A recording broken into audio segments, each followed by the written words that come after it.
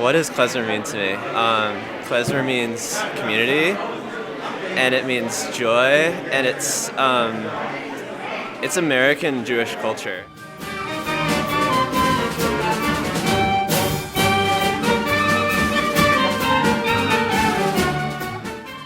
I was raised in northern New Jersey in a Russian-Ukrainian household, a secular household, and for a long time I thought everyone in the neighborhood played this kind of music, but they were listening to big bands and Perry Como. But our household had this Eastern European wedding music, which later I realized was klezmer music. 1, 2, up, stop. 1, 2, stop, stop. 1, 2. So, klezmer, the definition of it that's always used is vessel of song, Klezmer from the Hebrew. But in the traditional sense, the klezmer was the musician, klezmorim, the group of musicians that played Jewish music. But it's like an after-the-fact thing, kind of like Baroque music. At the time, they didn't call it Baroque music, it was just music. And basically, they would have called it playing Jewish.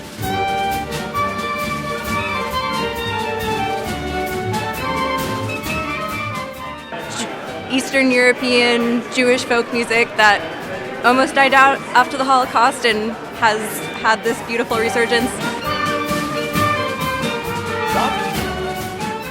I would describe klezmer music as an Eastern European influenced music that has been now also American influenced here in America. So you've got jazz influences, you've got classical music influences, and everything about the American experience has now informed this klezmer music. Rock and roll, playing electric guitar on klezmer tunes, that it is an American genre, it's a modern genre that is alive and well today.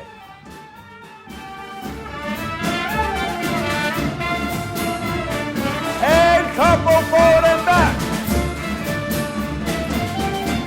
Over and under. Sides.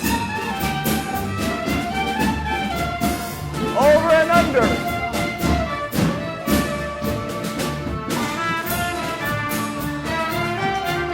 Over and under.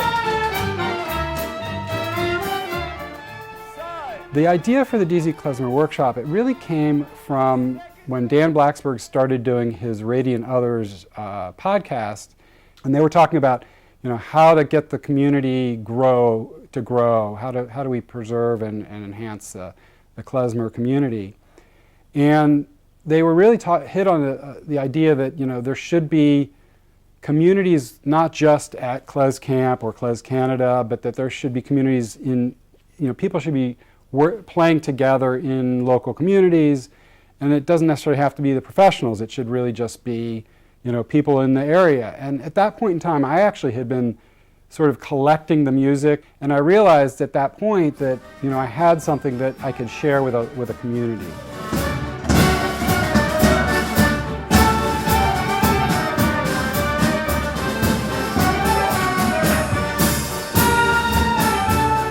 So Howard basically got in touch one day and said, Otis would be happy to sponsor a workshop space. And so he immediately is very knowledgeable about computers and networks, and he knew how to set up all the appropriate ads and things on Facebook and get the word out. And lo and behold, between 30 and 40 people, I can't remember the exact number, showed up on a Sunday afternoon. And we were sort of thrilled at the interest.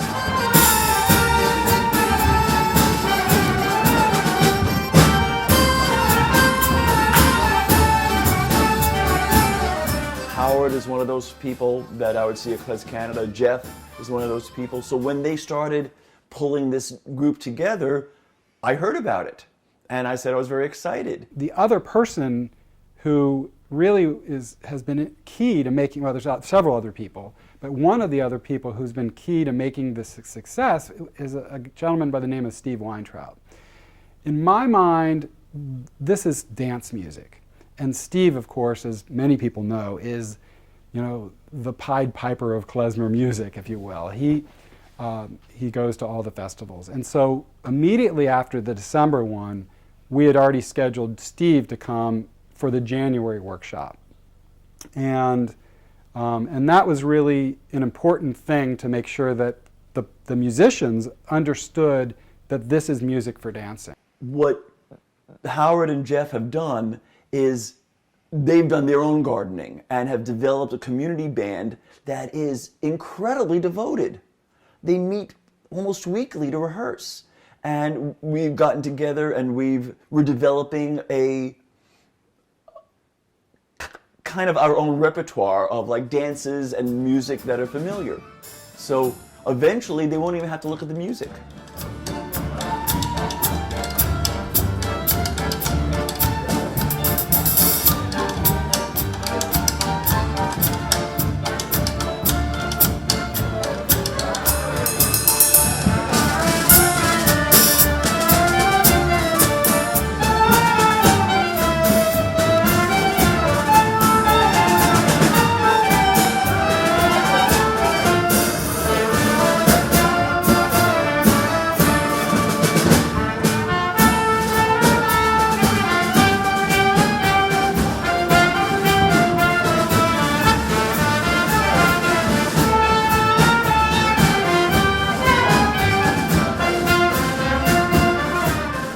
Our typical workshop consists of usually learning a few new tunes, several new tunes.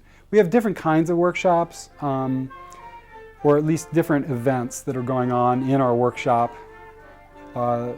We often have guest musicians coming and teaching us new tunes, and we will try to include learning by ear as well as learning from sheet music.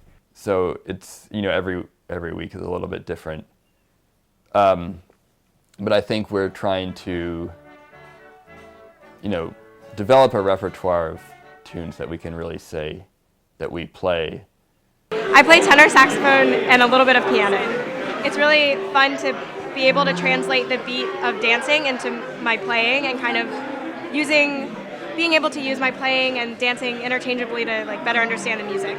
Sometimes there would be a guest teacher. I can't remember if the first one that I came to had a guest teacher or not, but we'd be given a few tunes and we would run over them, and there would be, work on some ornaments and on playing together, and we were playing.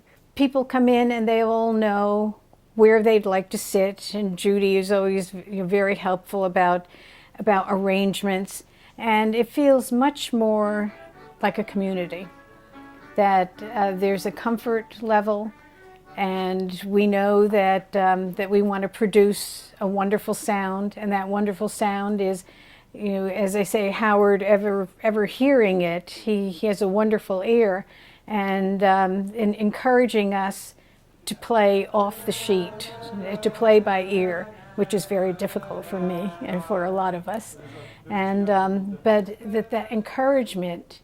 You never come away feeling like, well, I didn't do well. You always feel like, I've learned something. I love that everyone's a participant. I think a lot of times with music,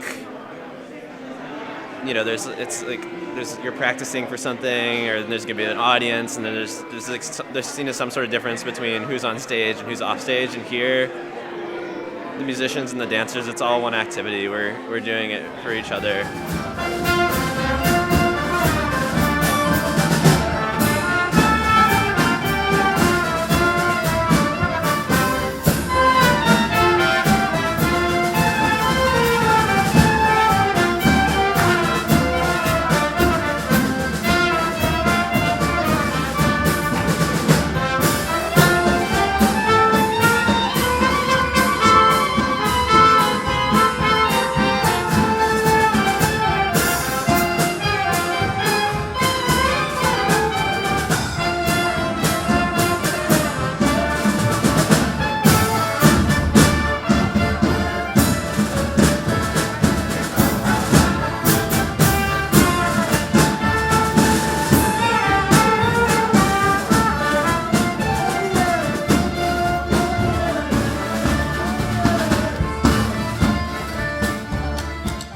what I like playing is, first of all, those Tuesday night rehearsals are, like I say, the foundation. But then when you get with 60 people, and it's in a big hall, and you look out and you see people singing and dancing and having a wonderful time for all of this traditional music of a century ago, it's so heartwarming, and I wouldn't trade it for anything.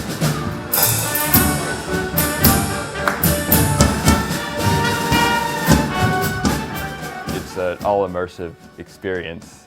Like when I come to either a practice here at Howard's house or Judy's house or the workshop in Addis, and I'm playing music, like all I'm thinking about is what I'm playing. I'm trying to hear what people around me are playing, and there's like nothing else going on in my brain for that period.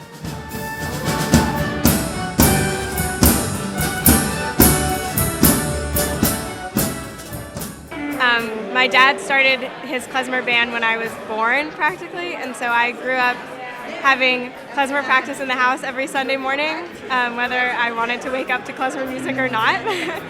And I started going to Klez Canada when I was like 8 or 9, and just was introduced to that whole community.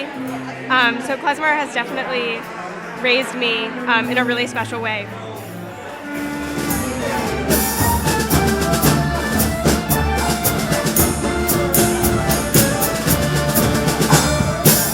It comes back to community, which we've talked a lot about. It's also become, the community becomes like a family. So we haven't really described it like that, but it's really true. It becomes like a family, and that means getting together for holidays, celebrations, Shabbat, whatever it is, that much more special. You know, when we have these professionals come to town who we've known from Klez events, Klez Canada, Klez Camp, it's like having a wonderful, an out-of-town cousin or an uncle or an aunt coming to town, and that adds a certain level of specialness as well.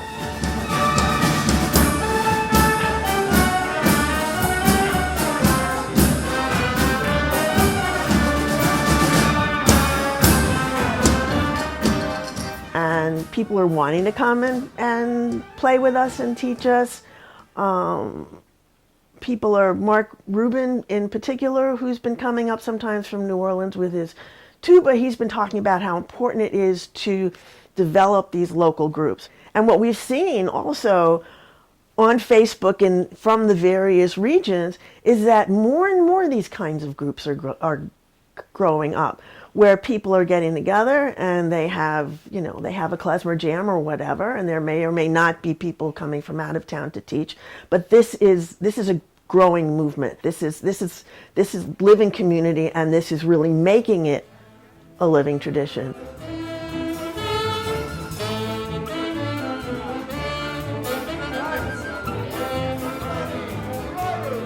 This is kind of one of the first outcroppings of what's becoming a national, even international movement. A lot of cities are establishing klezmer bands, community bands, not professional bands, but community bands of people getting together on a regular basis and rehearsing, and those bands are supporting dances. It's like having this, again, it's like taking community and then making it family. And I think that that's something that it gives me a really wonderful feeling. You know, as a musician, when you play this music and you see people, having a great time on the dance floor and smiling and, connecting with each other out there, and, it's one of the lovely things about memorizing the music. And this is a plug for those of you who are trying to learn music. If you can memorize it, you can look up and you can see what's happening on the dance floor. And it's just so much fun to play for dancing.